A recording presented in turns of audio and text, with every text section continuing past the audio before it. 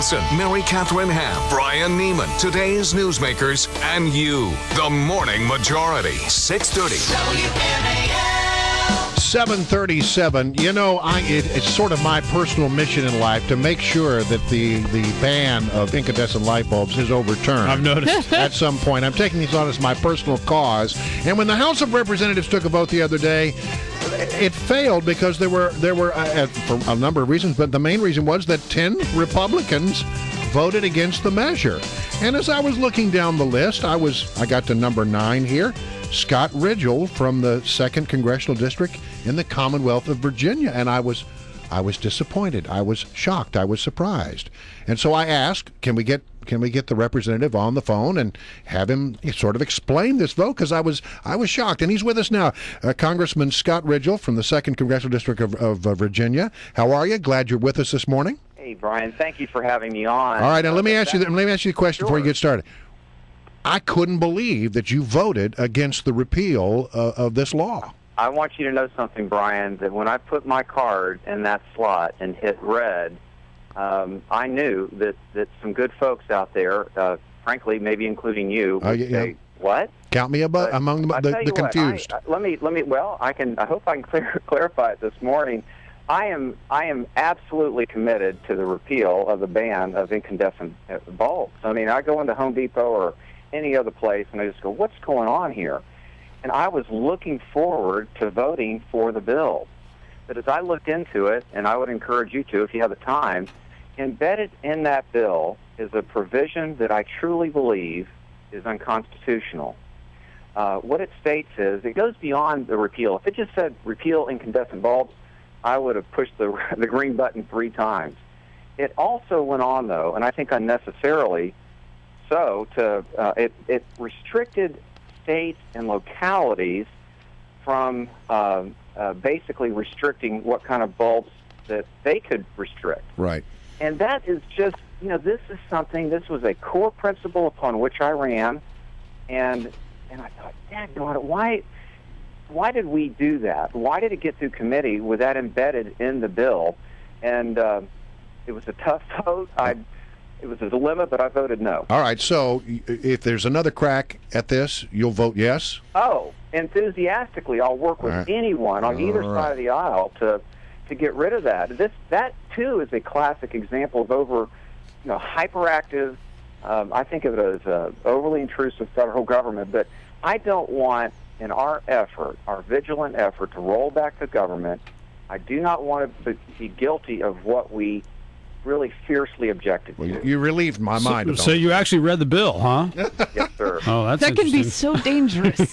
So I have two questions. Go ahead. Be controversial, but I put a blog post up, and people are saying, "Oh, thank you, Scott. We understand. Thank you for reading the bill." And all right, I have 2 questions for you. Number one, why was this vote? Why wasn't it just a straight up vote to a majority it passes? Why did it have to have a 2/3 majority for it to pass? Well, it was a suspension bill, and it was brought to the floor somewhat out of regular order. And when that happens with the rules as written, it has to have a higher threshold to pass. Right. Okay. Is there any way that down the road it could be just a straight up vote, or are you trying to get it? So, and I'm looking with our staff. We're trying to see. It doesn't have to be me. If it is, I'd be delighted to do it. I'd like to have an amendment somewhere else on some other bill that's going through. Frankly, I've learned as a first-time elected official, that's really more how you get things done. Is you piggyback on some larger bill that has momentum that's going to be passed, and then you try to amend that, and that. If we can do that, we will. And if someone just had a clean, repeal the ban on incandescent bulbs, I think it'd certainly pass. Do we know how it came through committee as a less than clean vote, and how you can prevent it in the future? Right. I don't serve on that committee, and I don't. I wasn't privy. I just didn't have the time to go into those hearings. I mean, I serve on 3 committees myself, and the day is completely full. So I wasn't able to influence that. At least by the time it got to where it was, I didn't have time to influence it. All right. As a freshman member of the Republican Party, are you being kept in the loop on what's going on in these talks with the White House? I think as much as possibly can be done. I'm a business guy. Still am a businessman, and I fully understand. You can't walk into a group of 240-plus people and just announce every single aspect. I am very proud of our leadership. They've done a good job of keeping us informed. Both the majority leader and the speaker just kind of walked through, almost using essentially a whiteboard, just kind of walking through, here's where we are. And they've gotten, the speaker met with the freshmen yesterday, and I think they're doing everything they can to keep the conference informed, and it's a very dynamic environment, as you know. If the rights cuts are in place, would you vote to raise the debt ceiling, or are you one of those who won't raise the debt ceiling, period? Well, I would, provided that I was convinced that there were structural, foundational changes that we'd made that really had arrested this trajectory that I think is threatening the foundation of our country. I truly do not understand those who say, under no circumstances will I vote for a debt increase. I don't understand that position, because if you voted for the Ryan plan, right, well, that has right, increasing borrowing for 25 years. But so if that's a good point, and I wanted to bring that up. If those Republicans who voted for the Ryan plan essentially then were voting for a rise in the debt ceiling, because you can't go through with the Ryan plan without raising the debt ceiling. Is that not right? Am I right?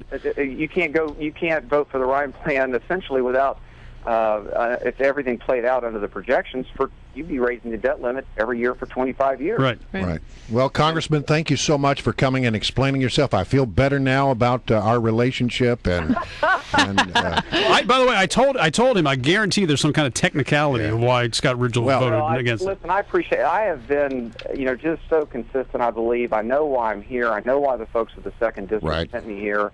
And I really want that to be reflected. All right. Well, we're not going to give up on this. And in a moment, if you have a chance, stay on the line so you can hear. There's going to be my musical rant. Once again, if you missed it the other day, my musical rant on this topic. Hey, you, what were you thinking? It's the law of the land. Hey, you deserve a spanking.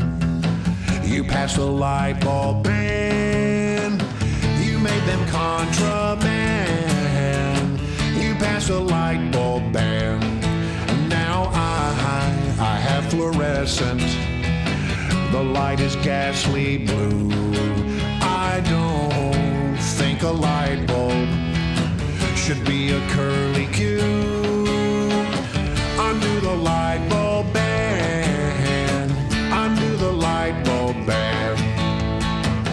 My home has dim light. It's like living in a cave.